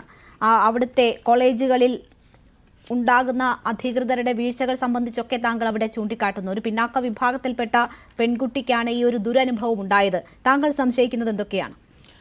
ഈ കുഞ്ഞിൻ്റെ അമ്മുവിൻ്റെ അച്ഛൻ തന്നെ കൃത്യമായിട്ട് ആ കുഞ്ഞിനെ ഉപദ്രവിച്ചത് ആരൊക്കെയാണെന്നുള്ളത് വ്യക്തമായിട്ട് പേരടക്കം എഴുതി പരാതി കൊടുത്തിട്ടുണ്ട്. അലീന ദിലീപ്, അഷിത, അഞ്ജന 4ാം വർഷ BSc നഴ്സിംഗ് വിദ്യാർത്ഥിനികളാണെന്നും അമ്മുവിനെ കള്ളി എന്ന് വിളിച്ചു എന്നും പറഞ്ഞ് കൃത്യമായിട്ട് അദ്ദേഹം പരാതി എഴുതി കൊടുത്തിട്ടുണ്ട്. അദ്ദേഹത്തിന് സുഖമില്ലാത്തത് കൊണ്ട് ചികിത്സയിലാണ്, അതുകൊണ്ടാണ് ഞാൻ നേരിട്ട് വരാത്തത് എന്നും അദ്ദേഹം ഫോണിലൂടെയും മെയിലിലൂടെയും പ്രിൻസിപ്പലിനെ അറിയിച്ചിട്ടുണ്ട്. പ്രിൻസിപ്പൽ ഒന്നാന്തരം കള്ളനാണ്. കാരണം നമ്മൾക്കിടയിൽ ഇപ്പം അരുൺ സംസാരിച്ചു, അല്ലെങ്കിൽ പിന്നെ അമ്മുവിൻ്റെ ബന്ധു സംസാരിച്ചു, ഞാൻ സംസാരിക്കുന്നു, നഴ്സിംഗ് കൗൺസിൽ സംസാരിക്കുന്നു, പല സംഘടനകളുടെ ആൾക്കാർ സംസാരിക്കുന്നു. ഇവരൊക്കെ സംസാരിക്കുമ്പോൾ ഈ പ്രിൻസിപ്പൽ ഒരാളോട് പറഞ്ഞതല്ല മറ്റൊരാളോട് പറയുന്നത്. ഇയാൾ ആരെയോ പ്രൊട്ടക്റ്റ് ചെയ്യാൻ വേണ്ടി ശ്രമിക്കുവാണ്. അമ്മുവിനെ ഗുരുതരമായി, അമ്മുവിനെ പോലെ വീട്ടിൽ നിന്ന് അച്ഛൻ്റെയും അമ്മേൻ്റെയും സ്നേഹവും ലാളനയും പരിലാളനയും കിട്ടി നാളെ പഠിച്ച് നല്ലൊരു പ്രൊഫഷണൽ ആകാനുള്ള ഒരു കുട്ടി ആത്മഹത്യ ചെയ്യുന്നു ഞാൻ ഒരിക്കലും വിശ്വസിക്കുന്നില്ല. തക്കതായിട്ടുള്ള ഇൻസിഡൻറ്റ്, അവളെ കൊല്ലാൻ പാകത്തിനുള്ള പിന്നെ സംഘർഷങ്ങൾ, മാനസിക സമ്മർദ്ദങ്ങൾ ഇനി മറ്റെന്തെങ്കിലും ചെയ്തിട്ടുണ്ടോ എന്നുകൂടി അറിയണം. ഈ ഒരു വിഷയത്തിൽ മന്ത്രി വീണ ജോർജ് കൃത്യമായിട്ടും ഇന്നെന്തോ ആണ് വീണ ജോർജ് ഇടപെടുന്നത്. അവരുടെ വീടിനടുത്ത് ഒരു തുടയെല്ല് പൊട്ടി ഗുരുതരാവസ്ഥയിൽ കൊണ്ടുവന്ന ഒരു കുട്ടിയെ ഒരു വെന്റിലേറ്ററിലാക്കാനോ നല്ലൊരു ആംബുലൻസിൽ മെഡിക്കൽ കോളേജിലേക്ക് കൊണ്ടുപോകാനോ ഉള്ള സൗകര്യമില്ല എന്നുള്ളത് ലജ്ജിപ്പിക്കുന്നു.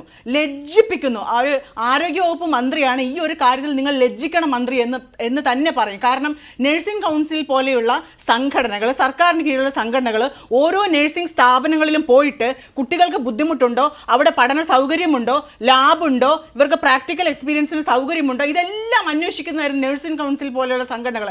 അത്തരം സംഘടനകളുടെ പ്രവർത്തനങ്ങൾ ഈ സർക്കാർ പൂർണ്ണമായിട്ടും സ്റ്റോപ്പ് ചെയ്യിപ്പിച്ചു.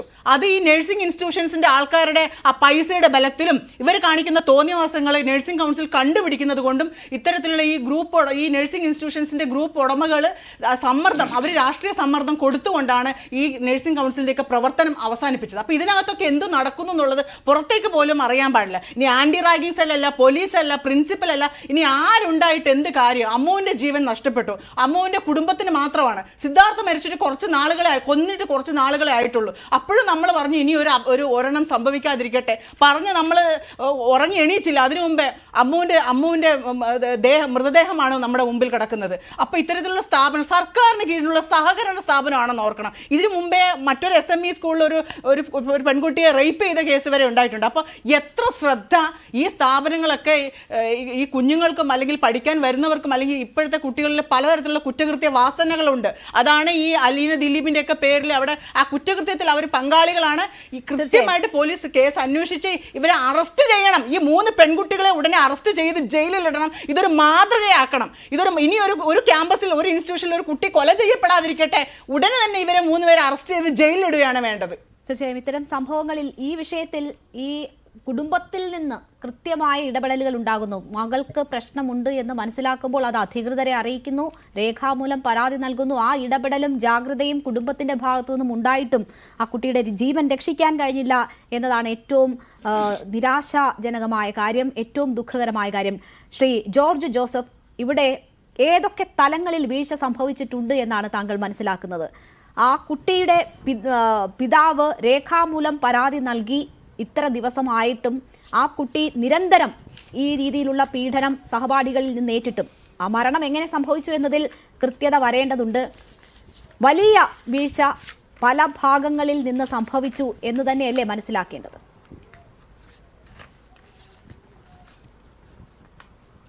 അങ്ങനെ തന്നെ ചിന്തിക്കേണ്ടി വരും. കാരണം ഇത് ആ കുട്ടിയുടെ പിതാവ് പരാതി എഴുതി കൊടുത്തിട്ടുണ്ട്. കാരണം ആ കോളേജിൽ ഉള്ള ആ നഴ്സിംഗ് കോളേജിലുള്ള ഈ 3 പെൺകുട്ടികൾ ഈ മരണപ്പെട്ട കുട്ടിയെ വളരെ മാനസികമായും ശാരീരികമായും പീഡിപ്പിച്ചിട്ടുണ്ടെന്നാണ് പറയുന്നത്. അത് തന്നെയല്ല, പരാതി കൊടുത്തിട്ട് അതേപ്പറ്റി ഒരു അന്വേഷണം നടത്തി അവർക്ക് വേണ്ട വാണിംഗ് കൊടുക്കുകയോ അതൊന്നും പ്രിൻസിപ്പൾ ചെയ്തിട്ടില്ല. ആ പിതാവ് കൊടുത്തിരിക്കുന്ന 2 പേര് ഹോസ്റ്റലുള്ളവരും ഒരാൾ കോളേജിൽ തന്നെയുള്ളതാണ്. അവർ 3 പേരാണ് ഈ കുട്ടിയെ കുറേ നാളുകളായിട്ട് മാനസികമായിട്ട് പീഡിപ്പിക്കുന്നത്. ആ കുട്ടി ഒറ്റപ്പെട്ടു പോയി. അപ്പോൾ ഇപ്പം തന്നെ ആ വീഴ്ച 3-ാം നിലയിലാണെന്ന് പറയുന്നു.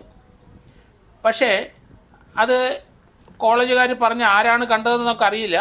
അന്നത്തെ ദിവസം കോളേജിൽ 4 മണിക്ക് ആ കോളേജ് വിടുന്നതിന് തൊട്ട് മുമ്പ് ഈ 3 പെൺകുട്ടികൾ ആയിട്ട് ഈ അമ്മു ഒരു വഴക്കുണ്ടായിട്ടുണ്ട്. അതിനുശേഷം നേരെ വന്നു, ഹോസ്റ്റലിൽ വന്ന ശേഷം മോളിൽ കയറി വീണു, അല്ലെ 3-ാം നിലയിൽ നിന്ന് എടുത്തു ചാടി എന്നൊക്കെയാണ് പറയുന്നത്. അതിനകത്തൊക്കെ ഇനി അന്വേഷണം നടക്കേണ്ടിയിരിക്കുന്നു. ആ കുട്ടിയുടെ തുടയെല്ല് പൊട്ടി വെളിയിൽ വന്നു. പക്ഷേ ആ കുട്ടിയുടെ ജീവൻ നമുക്ക് രക്ഷിക്കാമായിരുന്നു. അതെങ്ങനെ സംഭവിച്ചു? തള്ളിയിട്ടോ അതോ തന്നെ ചാടിയോ അതോ താഴത്തെ നിലയിലാണ് ആ കുട്ടി താമസിക്കുന്നതെന്ന് പറയുന്നു. എന്തായാലും വളരെ ദുരൂഹമാണ് ആ മരണം. ഇതിനകത്ത് തീർച്ചയായിട്ടും ആ 3 പെൺകുട്ടികൾക്കെതിരായിട്ട് നടപടി എടുത്തേ പറ്റുള്ളൂ. ധന്യരാമൻ അത് പറഞ്ഞു കഴിഞ്ഞു. കാരണം ഇവർ കുറേ നാളുകളായിട്ട് ഈ കൊച്ചിനെ പീഡിപ്പിക്കുകയാണ്. മാനസികമായിട്ട് പീഡിപ്പിച്ചുകൊണ്ടിരുന്നത് നിവൃത്തിയില്ലാതെ കുട്ടി ഒറ്റപ്പെട്ടു പോയി. ആ കുട്ടി അവിടുന്ന് എടുത്തു ചാടാം. അങ്ങനെയാണെന്നുണ്ടെങ്കിൽ തീർച്ചയായിട്ടും 108 BNS വരെ പുതിയ നിയമം അനുസരിച്ച് അവരെ ആത്മഹത്യക്ക് പ്രേരിപ്പിച്ചു എന്ന് വരാം.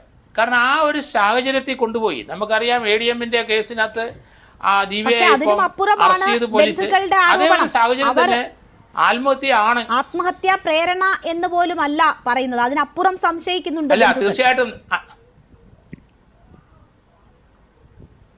അത് വേണം, അത് അന്വേഷിക്കണമല്ലോ. അത് ഏതായാലും പ്രാഥമികമായി നമ്മൾ കേട്ട വിവരങ്ങൾ ആ കുട്ടി മുകളിൽ നിന്ന് എടുത്ത് ചാടി 4:50 ചാടി എന്ന് പോലീസ് പറയുന്നു. നമുക്കറിയില്ല.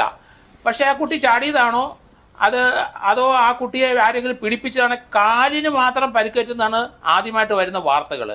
പക്ഷേ മെഡിക്കൽ കോളേജിൽ കൊണ്ടുപോയി അവിടെ വെച്ച് ചെന്നപ്പം തന്നെ മരിച്ചിരിക്കുന്നു കുട്ടി.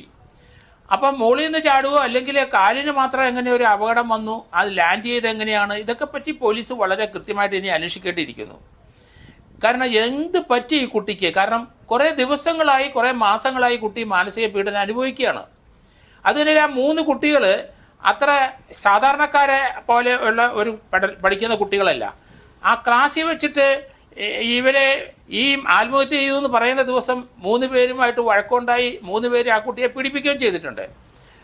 അതൊക്കെ വെച്ച് നോക്കിക്കഴിയുമ്പം ആ 3 പെൺകുട്ടികൾ എന്തും ചെയ്യാൻ മടിയില്ലാത്ത കുട്ടികളാണ്. ആ ടൂർ നടത്തുന്നതിന് ഈ കുട്ടിയെ അതിൻ്റെ കൺവീനറായിട്ട് സെലക്ട് ചെയ്തപ്പം അത് പറ്റില്ല എന്ന് പറഞ്ഞ് ഈ 3 പേര് എതിർത്തു. അപ്പോൾ അവിടുത്തെ എല്ലാ കാര്യങ്ങളും അവരുടെ കൺട്രോളിലാണെന്നാണ് അവരുടെ ധാരണ. പക്ഷേ ഈ കുട്ടി ഒറ്റപ്പെട്ടു പോയി. പേടിച്ച് ഈ കുട്ടി അവരുടെ അടുത്ത മുറിയിൽ നിന്ന് വേറൊരു കുട്ടിയുടെ മുറിയിലേക്ക് മാറുകയും ചെയ്തു. അപ്പോൾ എന്ത് ഭയപ്പെട്ടു ആ കുട്ടിയെ. അത് കുട്ടിയുടെ ബ്രദറിന് ഇവർ ചെന്നൈക്ക് കൊണ്ടുപോകാനൊക്കെ ശ്രമിച്ചു എന്നും പറയുന്നു. എന്തായാലും ആ കുട്ടി ഒറ്റപ്പെട്ടു. അത് റാഗിങ്ങിൻ്റെ പേരിലായാലും ശരി, അത് ആ കുട്ടിയെ പീഡിപ്പിച്ച ശേഷം അത് ആത്മഹത്യ ചെയ്താലും ശരി, അതിനൊക്കെ കൃത്യമായ നടപടികളുണ്ട്. അതുകൊണ്ട് പോലീസ് ഇത് കൃത്യമായിട്ട് അന്വേഷിക്കണം. ആ വീട്ടുകാരുടെ സംശയങ്ങൾ നോക്കണം. അത് തന്നെയല്ല, ആ കുട്ടി ആത്മഹത്യ ചെയ്ത് എന്നാണ് പോലീസ് പറയുന്നതെങ്കിൽ അത് 306 IPC പഴയ 306 IPCയുടെ പരിധി വന്നു കഴിഞ്ഞു. ആ 3 കുട്ടികളെ അറസ്റ്റ് ചെയ്തേ പറ്റുള്ളൂ. അവരെ ഇത്രയും നാൾ പീഡിപ്പിച്ചതിനെ പറ്റി ആ പ്രിൻസിപ്പളിൻ്റെ കയ്യിൽ പിതാവ് എഴുതി കൊടുത്ത പെറ്റീഷൻ വരെയുണ്ട്. അതിനൊന്നും കൃത്യമായ നടപടി എടുത്തില്ല. ആ കുട്ടികളെ പിതാവ് അല്ലെങ്കിൽ ഈ കോളേജ് പ്രിൻസിപ്പൾ സംരക്ഷിച്ചുകൊണ്ടിരിക്കുന്നു. ആ പീഡനം നടത്തുന്ന ആരാണോ അവരെ അല്ലെങ്കിൽ ശക്തമായ നടപടി എടുക്കണ്ടേ, അല്ലെങ്കിൽ അവരെ കോളേജിൽ നിന്ന് പിരിച്ചുവിടണ്ടേ, അല്ലെങ്കിൽ അവരുടെ പേരൻസിനെ വിളിച്ചു വരുത്തി അത് വാണിംഗ് കൊടുക്കണ്ടേ. ഇതൊന്നും അവിടെ നടന്നിട്ടില്ല. എല്ലാം വളരെ സ്ലോയിലായിട്ട് മുന്നോട്ട് പോകുന്നു. അതുകൊണ്ട് പ്രിൻസിപ്പാളിൻ്റെ ഭാഗത്ത് വലിയ വീഴ്ചയുണ്ട്. അത് ആ വീട്ടുകാരുടെ ഒപ്പം നിൽക്കുന്നു ഞാൻ. ആ വീട്ടുകാർ പറയുന്നത് ശരിയാണ്. കാരണം ഇത്ര അഡ്വാൻസ് ആയിട്ട് ഈ കുട്ടിക്ക് അപകടം ഉണ്ടാവുമെന്ന് പരാതി കൊടുത്തിട്ട് അതൊരു നടപടി എടുക്കാൻ പോലും ആ പ്രിൻസിപ്പളിന് കഴിഞ്ഞില്ല എന്നുള്ളതാണ്. ശരി, ഞാൻ ഡോക്ടർ എൽസി ഉമ്മൻ താങ്കൾ തുടരുന്നത് എനിക്കറിയാം. നമുക്കൊരു ഇടവേള അനിവാര്യമാണ്. ഇടവേളയ്ക്ക് പോയതിനു ശേഷം ഞാൻ താങ്കളിലേക്ക് എത്താം.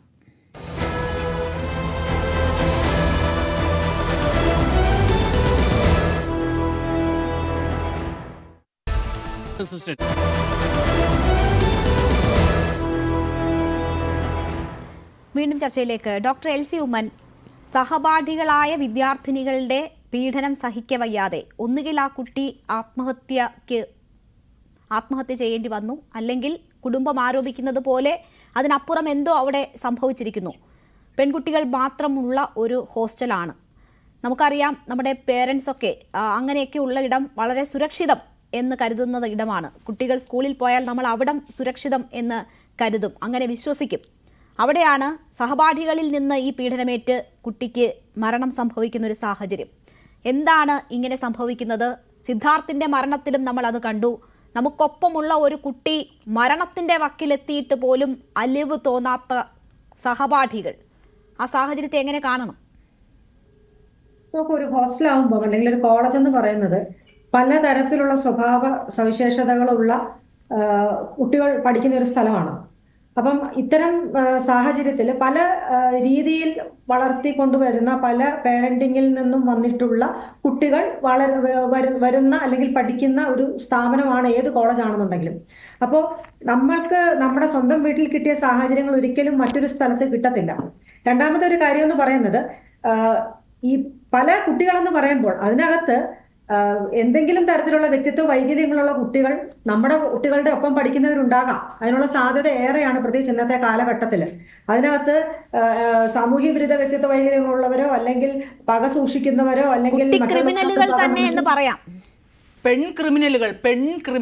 വരാം. അങ്ങനെ പല തരത്തിലുള്ള സ്വഭാവങ്ങൾ ഉള്ള കുട്ടികൾ പണ്ട് കാലങ്ങളിൽ നമ്മൾ പറയും ആൺകുട്ടികൾക്കാണ് ഇതിനൊക്കെ സാധ്യത ഏറെ എന്നുള്ളത്. ഇപ്പോഴും കണക്കുകൾ നോക്കിയാൽ, റിസർച്ചിന്റെ ബാക്കപ്പ് നോക്കിയാൽ ആൺകുട്ടികൾക്ക് കുറച്ച് മുൻതൂക്കമുണ്ട് എങ്കിൽ പോലും ഇപ്പോൾ പെൺകുട്ടികളുടെ ഇടയിലും ഇത്തരം പ്രവണതകൾ ധാരാളം ഉണ്ട് എന്നുള്ളത് നമ്മൾ വിസ്മരിച്ചുകൂടാ. അപ്പോൾ ഈ ഒരു സാഹചര്യത്തിൽ വരുമ്പോൾ ചിലപ്പോൾ എന്തെങ്കിലും ഒരു പ്രശ്നത്തിൽ അങ്ങോട്ടും ഇങ്ങോട്ടും ഒരു ചെറിയ കാര്യങ്ങൾക്കായിരിക്കാം തുടക്കം വരുന്നത്. പക്ഷെ അത് വലിയ കാര്യമായിട്ട് മാറുന്നു. ആ വലിയ കാര്യങ്ങൾ വന്നു കഴിയുമ്പോൾ ഈ മാനസിക സമ്മർദ്ദം എന്നുള്ളത് ഇപ്പോൾ ഏറ്റവും അധികം നമ്മൾ മനസ്സിലാക്കേണ്ടത്, മാനനഷ്ടം ഒരു വലിയ റീസൺ ആണ്. എന്തെങ്കിലും ഒരു തരത്തിൽ ഒരു കുട്ടി ഇത്തരം കടുങ്കൈ ചെയ്യാനുള്ള ഒരു കാരണമായി മാറിയേക്കാവുന്നത്. ADM-നും സംഭവിച്ചത് തന്നെയല്ലേ. മാനനഷ്ടം എന്ന് പറയുന്നത് നമ്മുടെ ചുറ്റുവട്ടമുള്ളവര്, നമ്മുടെ സഹപാഠികള്, നമ്മുടെ ടീച്ചേഴ്സ്, അല്ലെങ്കിൽ നമ്മുടെ സമൂഹത്തിന് മുമ്പിൽ താൻ ഒരു മോശക്കാരിയാണ്, അല്ലെങ്കിൽ മോശക്കാരനാണ്, അല്ലെങ്കിൽ കളവ് നടത്തി, അല്ലെങ്കിൽ മറ്റെന്തെങ്കിലും അനീതി ചെയ്തു എന്നുള്ള രീതിയിൽ, അത് ശരിയോ തെറ്റോ ആയിക്കോട്ടെ, പക്ഷെ ആ രീതിയിൽ മുദ്ര കുത്തപ്പെട്ട് കഴിയുമ്പോൾ അവർക്കുണ്ടാകുന്ന അപമാന ഭാരം എന്ന് പറയുന്നത് നമ്മൾ ഉദ്ദേശിക്കുന്നതിനെക്കാട്ടിലും വലിയതാണ്. പക്ഷേ അപമാന ഭാരം ഡോക്ടർ, ഇവിടെ നോക്കൂ, നമ്മൾ കുട്ടികളെ അറിയണം, അവർ കടന്നു പോകുന്ന സാഹചര്യങ്ങൾ എന്ത് എന്ന് മനസ്സിലാക്കണം. അതാണ് പേരൻസ് ചെയ്യേണ്ടത്. പേരന്റിങ് അങ്ങനെ ആകണം എന്നൊക്കെ പറയും. നോക്കൂ, ഈ കുട്ടിയുടെ കാര്യത്തിൽ ദൂരെ നിന്ന് ഹോസ്റ്റലിൽ നിന്ന് പഠിക്കുകയാണെങ്കിലും ആ കുട്ടി എങ്ങനെ ഏത് സ്റ്റേജിലൂടെ കടന്നു പോകുന്നു എന്നത് കൃത്യമായി വീട്ടുകാരെ അറിയിക്കുന്നുണ്ട്. അവർ ആ വിഷയത്തിൽ ഇടപെടുന്നുണ്ട്, അറിയിക്കേണ്ടവരെ അവർ അറിയിക്കുന്നുണ്ട്. അതിനുശേഷവും ഇത് സംഭവിക്കുന്നു. ഈ ദാരുണമായ സംഭവം പിടിച്ചു നിർത്താൻ നമുക്ക് കഴിയുന്നില്ല എന്നത് നമ്മുടെ സിസ്റ്റത്തിന്റെ കൂടി പരാജയമല്ലേ? തീർച്ചയായിട്ടും ഞാൻ അതിലേക്കാണ് വരുന്നത്. കാരണം ഇങ്ങനെ ഒരു പ്രശ്നം വന്നു കഴിയുമ്പോൾ സാധാരണഗതിയിൽ നമ്മൾ എപ്പോഴും പറയും, ഏതെങ്കിലും ഒരു കുട്ടി എന്തെങ്കിലും ഒരു കടുങ്കൈ ചെയ്യുമ്പോൾ ഇമ്പൾസീവായിട്ട് ചെയ്യുന്നത് വളരെ ചുരുക്കം ആൾക്കാർ മാത്രമാണ്. ബാക്കിയുള്ളവരൊക്കെയും തന്നെ അത്യധികം മനോവേദ കുറച്ച് ദിവസങ്ങളോ അല്ലെങ്കിൽ മണിക്കൂറുകളോ ആയിട്ട് സഹിച്ചതിന് ശേഷമായിരിക്കാം. അപ്പോൾ അങ്ങനെ വന്നു കഴിയുമ്പോൾ നമ്മൾ ഹൈ റിസ്ക് കാറ്റഗറിയിൽ ചിലർ വരാനുള്ള സാധ്യത ഏറെയാണ്. ഈ ഹൈ റിസ്ക് കാറ്റഗറിയിൽ വരുന്നതാണ് പെട്ടെന്നുണ്ടാകുന്ന ധനനഷ്ടം, അല്ലെങ്കിൽ ഏതെങ്കിലും ഒരു വ്യക്തിപരമായിട്ടുള്ള നഷ്ടം, ആളുകളുടെ മരണം, നമ്മുടെ പ്രിയപ്പെട്ടവരുടെ വേർപാട്, ഇതൊക്കെയും എന്ന് പറയുന്നത് ഹൈ റിസ്ക് കാറ്റഗറിയിൽ വരുന്നതാണ്. അപ്പോൾ അത്തരം ഹൈ റിസ്ക് കാറ്റഗറിയിൽ ഉള്ളവർക്ക് തീർച്ചയായിട്ടും അവരുടെ ഒരു ഇമോഷണൽ ട്രോമ എത്രമാത്രം വലുതാണോ അതനുസരിച്ച് റിസ്ക്കും കൂടുതലാണ് എന്നുള്ള കാര്യം നമ്മൾ മനസ്സിലാക്കണം. അപ്പോൾ ഇവിടെ ഈ കുട്ടിക്ക് നിർഭാഗ്യവശാൽ സംഭവിച്ചതെന്ന് പറഞ്ഞാൽ, ഇത്തരം കാര്യങ്ങൾ കുറച്ച് നാളുകളായിട്ട് ഇങ്ങനെ പോയിക്കൊണ്ടേയിരിക്കുന്നു. റൂം മാറി മറ്റൊരു റൂമിലേക്ക് പോകേണ്ട ഒരു അവസ്ഥ വന്നു. ഇങ്ങനെ വന്നിരുന്നാലും ആ സാഹചര്യം പ്രൈമറിലി മാറിയിട്ടില്ല എന്ന് നമ്മൾ മനസ്സിലാക്കണം. കാരണം ഇതേ മുഖങ്ങൾ, ഇതേ വ്യക്തികളെ കോറിഡോറിലും അല്ലെങ്കിൽ മറ്റ് സ്കൂളിന്റെ കോളേജിന്റെ പരിസരത്തിലൊക്കെ വെച്ച് മീറ്റ് ചെയ്യാനും സംഘർഷം ഉണ്ടാകുവാനും, ഈ പറഞ്ഞതുപോലെ ഫിസിക്കൽ അസോൾട്ടിന് വരെ ആ കുട്ടി ഇരയായി എന്നാണ് ഞാൻ മനസ്സിലാക്കുന്നത്. ഇത് സംഭവിക്കുന്നതിന് കുറച്ച് മുമ്പ് വരെ വഴക്ക് നടന്നു എന്നാണ് ഞാൻ മനസ്സിലാക്കുന്നത്. അപ്പോൾ ഒന്ന് റൂം മാറി എന്നും കണ്ട് ആ കുട്ടിക്ക് ഒരു സേഫ് പ്രെമിസസ് കൊടുത്തിട്ടില്ല എന്നുള്ളതാണ് ഇവിടെ വന്നിട്ടുള്ള ഒരു ദൗർഭാഗ്യകരമായിട്ടുള്ള ഒരു കാര്യം. ഇത്തരം കാര്യങ്ങൾ ഇപ്പോൾ നാളെ ഏത് കുട്ടിക്കും വരാം, ഈ കുട്ടിക്ക് സംഭവിച്ചതുപോലെ. അപ്പോൾ നമ്മൾ വീണ്ടും ശ്രദ്ധിക്കേണ്ട ഇത് ഒരേ ഒരു കാര്യമാണ്, ഏതെങ്കിലും ഒരു തരത്തിൽ മാനസിക സംഘർഷത്തിലൂടെ കടന്നു പോകുന്ന കുട്ടി, പ്രത്യേകിച്ചും ഒറ്റപ്പെട്ടു എന്നുള്ള കാര്യം ആ കോളേജ് അധികൃതർക്ക് വ്യക്തമായ സംഭവമാണ്, വീട്ടുകാർക്കും വ്യക്തമായ സംഭവമാണ്, അതനുസരിച്ച് പരാതി കൊടുത്തതാണ്. അപ്പോൾ തീർച്ചയായിട്ടും റിസ്ക് മുന്നിൽ നമ്മൾ കാണേണ്ടിയിരിക്കും ഇത്തരം സാഹചര്യങ്ങളോട്. മാത്രമല്ല, പരാതിയിൽ തന്നെ ജീവന് ഹാനി ഉണ്ടാകും എന്നുവരെ സൂചിപ്പിക്കപ്പെട്ട ഒരു സാഹചര്യത്തിൽ അടിയന്തരമായ ഹോസ്റ്റൽ മാറ്റുക എന്നത് ചെയ്യാമായിരുന്നു. പക്ഷെ അത് ഉണ്ടായില്ല. 1.5 മാസം കൂടി കഴിഞ്ഞാൽ കോഴ്സ് കംപ്ലീറ്റ് ചെയ്യാം എന്ന ഒരു സാഹചര്യം ഉണ്ടായതുകൊണ്ട് തന്നെ അത് പെട്ടെന്ന് തീരുമല്ലോ എന്ന് വിചാരിച്ചിട്ടുണ്ടാകാം. അതിൽ പേരൻസ് ആണ് കൂടുതൽ കാര്യങ്ങൾ പറയേണ്ടത്. പക്ഷെ അവർ ഇപ്പോൾ സംസാരിക്കാൻ പറ്റുന്ന ഒരു സാഹചര്യത്തിലല്ല. ശ്രീ ബിനു, ഇവിടെ ഇപ്പോൾ പോലീസ് അന്വേഷണം ആരംഭിച്ചിട്ടുണ്ട്. സർവകലാശാലയോട് ഈ വിഷയം അന്വേഷിക്കണമെന്ന് ആരോഗ്യമന്ത്രി നിർദ്ദേശിച്ചിരിക്കുന്നു. ഒരു ദാരുണ സംഭവം ഉണ്ടായി, അതിനുശേഷമുള്ള ഇടപെടൽ, അതിൽ നിങ്ങൾക്ക് തൃപ്തിയുണ്ടോ? ഈ അന്വേഷണം ശരിയായ ദിശയിലാണോ?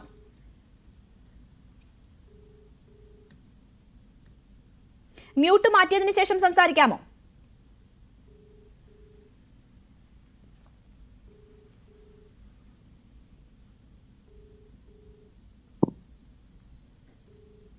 ഹലോ, പറഞ്ഞോളൂ. ഇപ്പൊ കേൾക്കാം. ഹലോ, കേൾക്കാം, പറഞ്ഞോളൂ. ഇപ്പോൾ ഞാൻ മനസ്സിലാക്കുന്നിടത്തോളം ഇന്നലെ മന്ത്രി ഇവിടെ നെടുമങ്ങാട് നിയോജകമണ്ഡലത്തിലാണ്. ഇന്നലെ മന്ത്രി GR അദ്ദേഹത്തിന്റെ മണ്ഡലത്തിൽ ഇന്നലെ ഇവിടെ എത്തിയിരുന്നു. ഇന്നലെ അദ്ദേഹം ഇവിടെ വന്നതിന് ശേഷം ഈ പരാതി അദ്ദേഹം തന്നെ ടേക്കപ്പ് ചെയ്യാം, മുഖ്യമന്ത്രിയുടെ ശ്രദ്ധയിൽപ്പെടുത്താമെന്ന് അദ്ദേഹം ഇന്നലെ ഞങ്ങൾക്ക് ഉറപ്പ് നൽകിയിരുന്നു. ഇന്ന് പത്തനംതിട്ടയിൽ നിന്നും പത്തനംതിട്ട സർക്കിൾ ഇൻസ്പെക്ടർ നേതൃത്വത്തിൽ പോലീസ് എത്തി ഇവിടെ പിതാവിന്റെയും ഒന്ന് മൊഴിയെടുക്കാൻ പറ്റുന്ന ഒരു സാഹചര്യമല്ല ഇവിടെ ഉള്ളത്. ഇത് അവർ നേരിട്ട് കണ്ട് മനസ്സിലാക്കി. പിന്നെ ചേട്ടത്തിയോട്, അതായത് അമ്മൂന്റെ അമ്മയോട് വിവരങ്ങൾ അവർ ചോദിച്ചിട്ടുണ്ട്. അവർ അന്വേഷണം ഇപ്പോൾ പോലീസിന്റെ പ്രാരംഭ ദശയിലാണ്. പോസ്റ്റ്മോർട്ടം റിപ്പോർട്ട് ഉൾപ്പെടെയുള്ള കാര്യങ്ങൾ വരുന്നത് വരെ ഞങ്ങൾ വെയിറ്റ് ചെയ്യുകയാണ്. പോലീസിന്റെ അന്വേഷണത്തിൽ ഇപ്പോൾ പ്രാഥമിക അന്വേഷണം തുടങ്ങിയതിൽ ഞങ്ങൾ സംതൃപ്തരാണ്. അപ്പോൾ കൂടുതൽ കടുത്ത നടപടിയിലേക്കും ഇതിന്റെ ഒരു യാഥാർത്ഥ്യ വസ്തുത മനസ്സിലാക്കി പോലീസ് നടപടി എടുക്കും എന്ന് തന്നെയാണ് ഞങ്ങളുടെ പ്രതീക്ഷ. അത് ഞങ്ങൾ പ്രതീക്ഷിച്ചിരിക്കുകയാണ്. ശരി, തുടരുക ബിനു. ഇപ്പോൾ അബ്ദുൾ സലാം, ഈ നഴ്സിംഗ് കോളേജ് പ്രിൻസിപ്പൽ നമുക്കൊപ്പം ടെലിഫോൺ ലൈനിൽ ചേരുകയാണ്. ശ്രീ അബ്ദുൾ സലാം, ഈ പരാതി, ഈ അമ്മുവിന്റെ മരണവുമായി ബന്ധപ്പെട്ട് അന്വേഷണം നടത്തുന്ന പോലീസ് സംഘം ഇന്ന് കോളേജിൽ എത്തിയിരുന്നു എന്നാണ് ഞാൻ മനസ്സിലാക്കുന്നത്. മൊഴിയെടുത്തു എന്ന് മനസ്സിലാക്കുന്നു. ഈ പ്രതികളെന്ന് സംശയിക്കുന്ന പെൺകുട്ടികളുടെ മൊഴി അന്വേഷണ സംഘം രേഖപ്പെടുത്തിയിട്ടുണ്ടോ? ഇന്ന് രാവിലെ പോലീസ് എത്തിയിരുന്നു. അപ്പൊ അവര് നമ്മളെ കയ്യിലുള്ള എന്റെ സ്റ്റേറ്റ്മെന്റും ടീച്ചേഴ്സിന്റെ സ്റ്റേറ്റ്മെന്റും അതുമായി ബന്ധപ്പെട്ട കുട്ടികളുടെ ഒക്കെ സ്റ്റേറ്റ്മെന്റുകൾ എടുത്തിരുന്നു.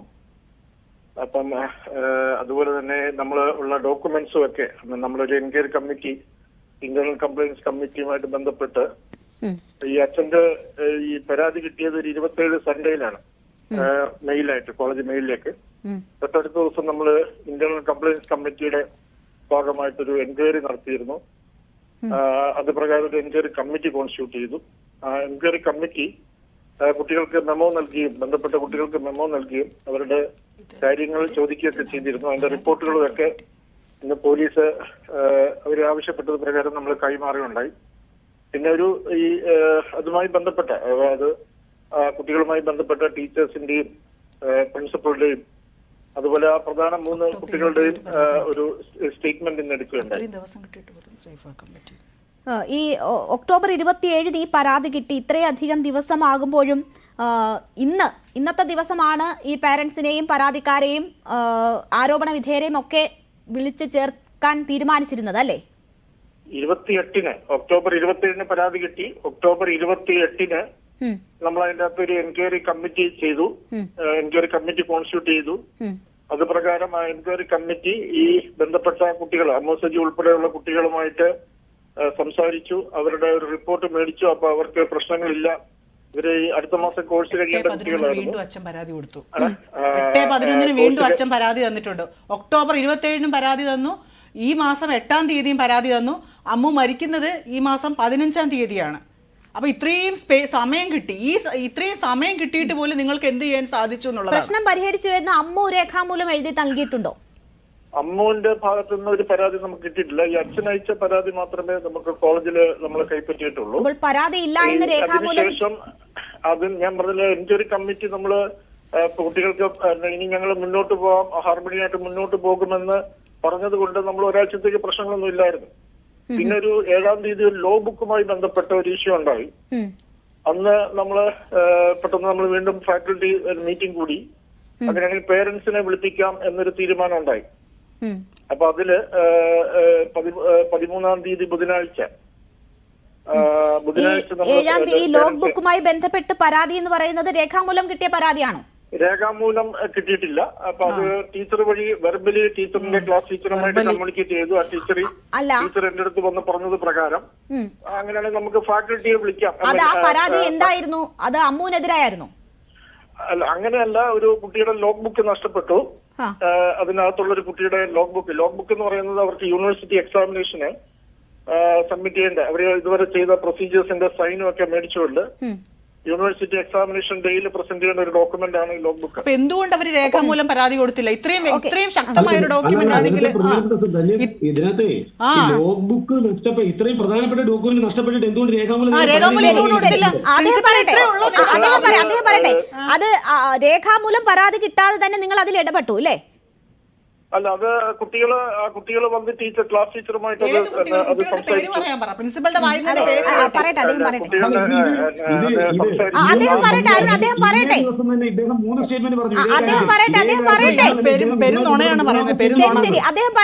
ശ്രീ അപ്പൊ അന്ന് ഞങ്ങള് അച്ഛന്മാർ ഈ കുട്ടികളുടെ അച്ഛന്മാരെ വിളിപ്പിക്കാനായിട്ട് വീട്ടിൽ നാളെ വിളിപ്പിക്കാനായിട്ട്. അല്ല, ഞാൻ ചോദിക്കട്ടെ ശ്രീ അബ്ദുൽ സലാം, അവിടെ അങ്ങനെ ഒരു പരാതി രേഖാമൂലം തന്നത് 27-ന് നിങ്ങളുടെ കയ്യിലുണ്ട്. അത് അമ്മുവിന്റെ അച്ഛൻ തന്ന പരാതിയാണ്. അതിനുശേഷം നിങ്ങൾക്ക് ഒരു പരാതിയും കിട്ടാതെ അമ്മുവിനെ എതിരായ, അല്ലേ, അമ്മൂനെതിരായ ആ പ്രതിസ്ഥാനത്ത് നിൽക്കുന്ന കുട്ടികളുടെ പരാതിയിൽ നിങ്ങൾ എൻക്വയറി ആരംഭിച്ചു. അമ്മൂനെതിരും നല്ല ഞാൻ പറയുന്നത് കുട്ടിയുടെ ലോ ബുക്കുമായിട്ട് ബന്ധപ്പെട്ട്. അപ്പം എല്ലാവരെയും ഞങ്ങളെല്ലാവരും ഒരുപോലെ നമ്മൾ കണ്ട എല്ലാവരെയും പേരൻസിനെ അവർ രേഖാമൂലം പോലും പരാതി നൽകാതെ മറ്റ് നേരത്തെ തന്ന പരാതിയിൽ ഒരു പ്രശ്ന പരിഹാരവും ഉണ്ടാകുന്നതിന് മുൻപ് അതിൽ അന്വേഷണം തുടങ്ങിയത് ഏത് അടിസ്ഥാനത്തിലാണ്? ഞാൻ പറഞ്ഞല്ലോ അവരെ നമ്മൾ വളരെ യോഗ്യനാണ്. ഇന്റേണൽ കംപ്ലയിൻസ് കമ്മിറ്റിയുടെ ഭാഗമായിട്ട് നമ്മൾ അതിന്റെ കമ്മിറ്റി കൂടി എൻക്വയറി കൂടി ആ കുട്ടികളെ എല്ലാം നമ്മൾ മീറ്റ് ചെയ്തു, അവരുടെ പേഴ്സണലി മീറ്റ് ചെയ്തു, അവരുടെ റിപ്പോർട്ട് മേടിച്ചു. അപ്പൊ അവർക്ക് പ്രശ്നം ഹാർമോണിയസ് ആയിട്ട് മുന്നോട്ട് പോകാൻ തന്നെയാണ് അവർ ഈ വാക്കാൽ ലഭിച്ച പരാതിയിൽ നിങ്ങൾ അമ്മുവിനോട് ഇന്റേണൽ കംപ്ലയിൻസ് കമ്മിറ്റി വിശദീകരണം തേടിയിട്ടുണ്ടോ? ഇല്ല, അങ്ങനെ പേഴ്സണലി തേടിയിട്ടില്ല. നമ്മള് ഞാൻ ടീച്ചറിനോട് പറഞ്ഞത് എല്ലാ പേരൻസിനെയും അവരുമായിട്ട് ബന്ധപ്പെട്ട കുട്ടിയുടെ ജീവൻ അപകടത്തിലാണ് എന്ന് പറഞ്ഞ ആ കുട്ടിയുടെ അച്ഛൻ ഇമെയിൽ വഴി പരാതി നൽകിയിട്ട് നിങ്ങൾ എന്ത് ഇടപെടൽ നടത്തിയത്?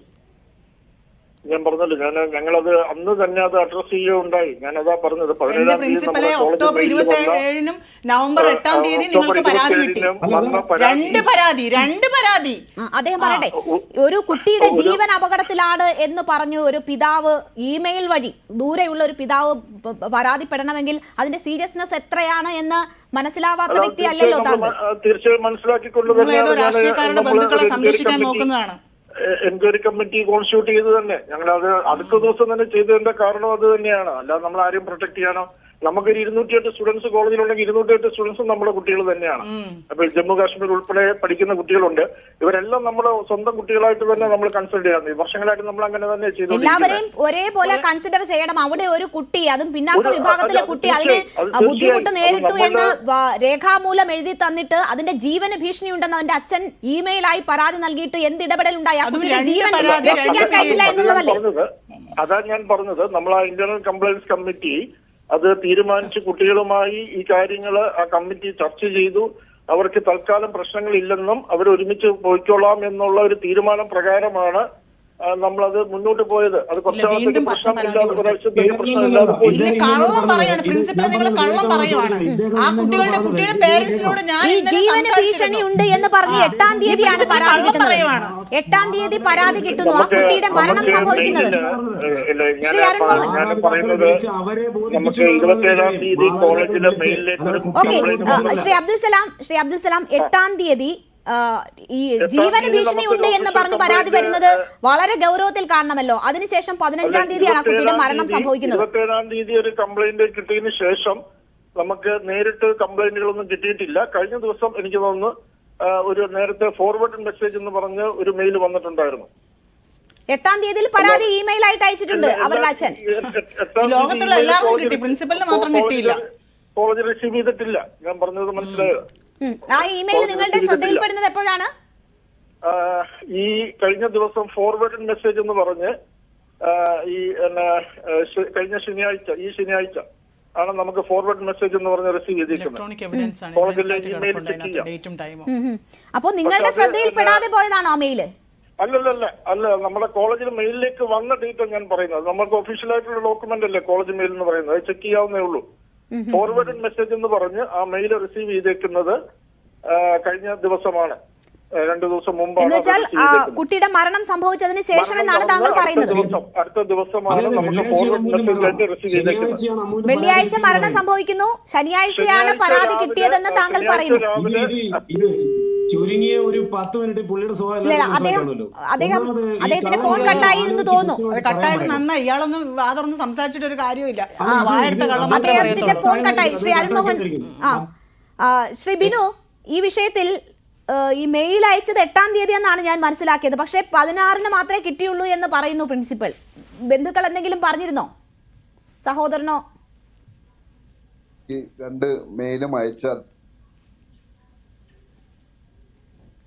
നഷ്ടപ്പെട്ടെങ്കിൽ ഇങ്ങനെയൊന്നും വന്നിരുന്ന് പറയത്തില്ല. നമ്മൾ അതിൽ കൂടുതൽ എന്താ പറയാൻ പറ്റും? വ്യക്തമായില്ല, എനിക്ക് വ്യക്തമായില്ല. ഒരു കുഞ്ഞ് അദ്ദേഹത്തിന്റെ സ്ഥാപനത്തിൽ ഒരു കുഞ്ഞ് മരണപ്പെട്ടു. അദ്ദേഹത്തിന് 208 കുട്ടികളുണ്ട്. 208 നമുക്കറിയാം, അധ്യാപകർ നമ്മളെല്ലാം പള്ളിക്കൂടത്തിൽ വിദ്യാഭ്യാസം 108 ഒരുപോലെ കണ്ടെങ്കിൽ കുഞ്ഞ് റേഞ്ചിന്റെ ഇഷ്യൂ ഉണ്ട്. ശ്രീ ജോർജ് ജോസഫ്, ഇപ്പോൾ പ്രിൻസിപ്പൽ പറഞ്ഞത് കണ്ടു. അദ്ദേഹം അവസാനം ഫോൺ കട്ട് ചെയ്ത് പോയതായിരിക്കാം ഒരു പക്ഷേ ചോദ്യങ്ങളിൽ നിന്ന് രക്ഷപ്പെടാൻ. ഇപ്പോൾ അന്വേഷണം ആരംഭിച്ചിട്ടുണ്ട്. ശരിയായ നിലയിൽ ഇത് മുന്നോട്ട് പോകുന്നുണ്ട് എന്നാണോ താങ്കൾ കരുതുന്നത്? ഈ കുട്ടിക്ക് അപകടമുണ്ടായതിനു ശേഷവും ഗുരുതരമായ വീഴ്ച ആശുപത്രിയിൽ എത്തിക്കുന്നതിലും ഉടൻ ചികിത്സ നൽകുന്നതിലും പോലും ഉണ്ടായിട്ടുണ്ട്. അതിനെ മരണത്തിലേക്ക് തള്ളിവിട്ടതിൽ എല്ലാവർക്കും ഉത്തരവാദിത്തമുണ്ട്. അതിനുശേഷം പോലും ജീവൻ രക്ഷിക്കുന്നതിൽ വലിയ വീഴ്ച സംഭവിച്ചിട്ടുണ്ട് എന്ന് വേണം മനസ്സിലാക്കാൻ. ഇനി അന്വേഷണം ശരിയായ ദിശയിൽ നടക്കുമോ? ആ കുടുംബം ഇത് ഒരു ആത്മഹത്യയല്ല എന്ന് ആവർത്തിക്കുന്നു.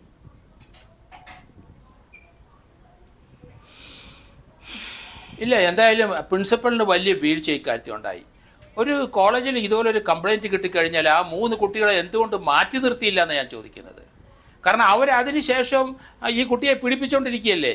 അങ്ങനെയുള്ളൊരു കോളേജിൽ നിന്ന് മാറ്റി നിർത്തണം, അതാണ് ആദ്യം. അല്ലാതെ ഇവർ പറയുന്ന പോലെ കമ്മിറ്റി ഉണ്ടാക്കി അതുണ്ടാക്കി ഇതുണ്ടാക്കി എന്ന് പറഞ്ഞാൽ മാസക്കണക്കിന് അങ്ങ് പോവുകയാണ്, കുട്ടിയുടെ ജീവൻ അപകടത്തിലായില്ലേ. അപ്പോൾ അതുകൊണ്ട് ഈ സൈസ് വേലകൾ കുറേ അധ്യാപകർ ഇങ്ങനെ കേരളത്തിൽ കാണിക്കുന്നുണ്ട്. അത് നമ്മൾ നേരത്തെ ഒരു സംഭവം അറിയാമല്ലോ, വയനാട്ടിലെ അവിടെ ആരും ഇടപെട്ടില്ലല്ലോ. അവിടുത്തെ ഉള്ള കുട്ടികൾ അയാളെ പീഡിപ്പിച്ചപ്പോൾ ഒരു മനുഷ്യൻ ഇടപെട്ടില്ല. അപ്പൊ ഇവിടെ ഇടപെടണം. നമ്മുടെ കുട്ടികളുടെ ജീവനാണ് നഷ്ടപ്പെടുന്നത്. അതുകൊണ്ട് ഇവിടെ പ്രിൻസിപ്പലിന്റെ ഭാഗത്ത് വീഴ്ചയുണ്ട്, അവിടുത്തെ ടീച്ചേഴ്സിന്റെ ഭാഗത്ത് വീഴ്ചയുണ്ട്. അവരാരും ഇത് കൃത്യമായി ഇടപെട്ടിട്ടില്ല. ആ 3 പെൺകുട്ടികളെ അവിടുന്ന് മാറ്റി നിർത്തണമായിരുന്നു.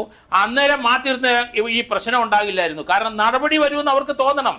അവരുടെ സ്വാധീനം ഉപയോഗിച്ചിട്ട് അവർക്ക് എന്തോ അവിടെ കാണിക്കാവുന്നതാണ് ഈ സംസാരത്തിൽ നിന്ന് എനിക്ക് മനസ്സിലാകുന്നത്. അതുകൊണ്ട് അവരെ എത്രയും പെട്ടെന്ന് അറസ്റ്റ് ചെയ്യണം. ഇതിനകത്ത് അബറ്റ്മെന്റ് കമ്മിറ്റി സൂയിസൈഡ് ആണ്, അത് യാതൊരു സംശയമില്ല. ഇതൊരു റാഗിങ്ങിന്റെ ഭാഗമായിട്ടാണ്, അങ്ങനെ എടുക്കണം. അത് ഇതിനകത്ത് കോളേജുകൾ എല്ലായിടത്തും ഈ രീതിയിൽ ആൺകുട്ടികളുടെ ഒപ്പം പെൺകുട്ടികളും ഇപ്പം ഈ രീതിയിലുള്ള പ്രവൃത്തികൾ എല്ലാ സ്ഥലത്തും നടത്തിക്കൊണ്ടിരിക്കുകയാണ്. അപ്പൊ ഇത് നമുക്ക് അടിച്ചമർത്തിയേ പറ്റുള്ളൂ. അതുകൊണ്ട് ഈ രീതിയിലുള്ള അധ്യാപകരുടെ പെരുമാറ്റം നല്ലതല്ല. കുട്ടിയുടെ ജീവൻ പോയ ഉത്തരവാദിത്വം ആ പ്രിൻസിപ്പൾ വഹിക്കണം. ഒരു കുട്ടിയുടെ ജീവൻ അപായത്തിലാണ് എന്ന് പറഞ്ഞ് പരാതി ലഭിച്ചിട്ട് പോലും വാക്കാൽ നൽകിയ പ്രതികളുടെ പരാതിയിൽ നടപടികളുമായി മുന്നോട്ട് പോവുകയായിരുന്നു അധികൃതർ എന്ന് വേണം മനസ്സിലാക്കാൻ. എന്തായാലും പ്രിൻസിപ്പൽ കൂടുതൽ കാര്യങ്ങൾ പറയേണ്ടിയിരുന്നു, പക്ഷേ അദ്ദേഹം അവസാനം ഫോൺ കട്ടാക്കുകയോ ആയിരുന്നു. പോലീസ് അന്വേഷണം തുടങ്ങിയിട്ടുണ്ട്. ഇന്ന് അമ്മുവിൻ്റെ സഹോദരനിൽ നിന്ന് മൊഴിയെടുത്തിട്ടുണ്ട്. അച്ഛനിൻ്റെ മൊഴിയെടുക്കാൻ പറ്റുന്ന സാഹചര്യമല്ലായിരുന്നു എന്നാണ് മനസ്സിലാക്കുന്നത്.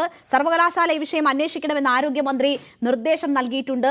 ആ കുട്ടിക്ക് നീതി ലഭിക്കണം, ഇനിയെങ്കിലും അതിനുള്ള ഇടപെടലുകൾ ഉണ്ടാകണം, കൃത്യമായ അന്വേഷണം മുന്നോട്ട് പോകണം. ചർച്ചയിൽ പങ്കെടുത്ത എല്ലാ അതിഥികൾക്കും നന്ദി.